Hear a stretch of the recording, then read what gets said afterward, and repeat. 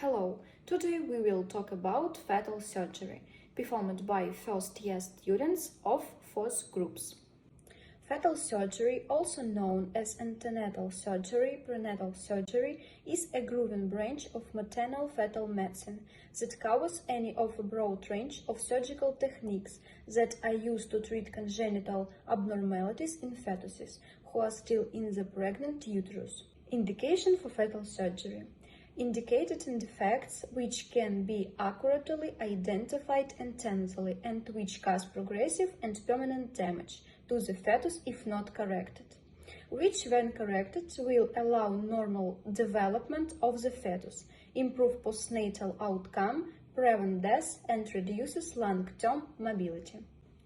Comprehensive health centers that have fetal surgery expertise and experience can treat many birth defects in utero, including amniotic band syndrome, bronchopulmonary sequestration of the lung, congenital cystic adenomatoid malformation of the lung, congenital diaphragmatic hernia, congenital height airway obstruction syndrome, fetal anemia, lower urinary tract obstruction, neck mass.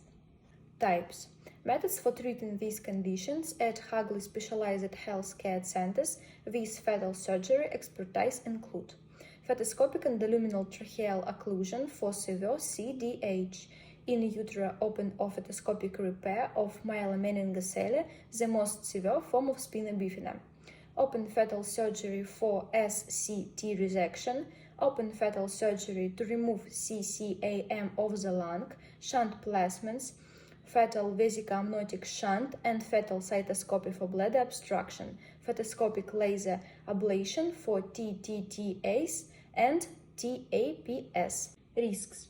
Potential risks of the procedure, both the risks to you and those to the unborn baby, should be explained by the doctor.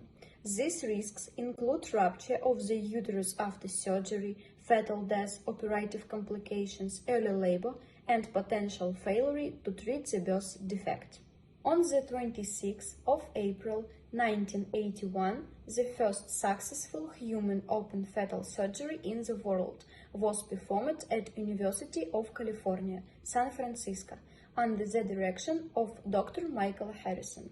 The fetus in question had a congenital hydronephrosis, a blockage in the urinary tract that caused the kidney to dangerously extend. To correct this, a vesiculostomy was performed by placing a catheter in the fetus to allow the urine to be released normally. The blockage itself was removed surgically after birth.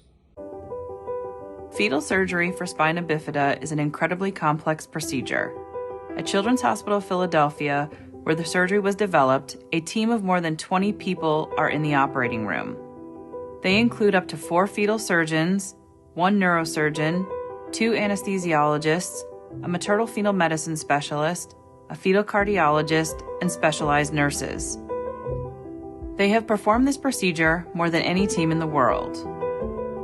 Before surgery, the mother receives deep general anesthesia. Fetal surgeons make an incision across the mother's abdomen. The maternal fetal medicine specialist uses ultrasound to determine the position of the fetus and the margins of the placenta. The uterus is then opened with a specially designed uterine stapling device that controls bleeding, and the fetus is positioned so the spinal defect is visible. The fetal cardiologist monitors the baby's heart as the team closes the defect. The neurosurgeon removes a sac on the baby's back that covers the opening in the spinal cord. The sac is a thin membrane filled with fluid. The neurosurgeon and the fetal surgeon then close the defect in multiple layers using a lacing technique.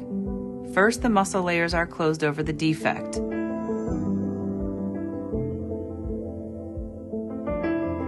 Then the skin is closed over the muscle layers. This ensures a watertight closure. The mother's uterus is closed in multiple layers, then her abdomen is closed and she is returned to her room.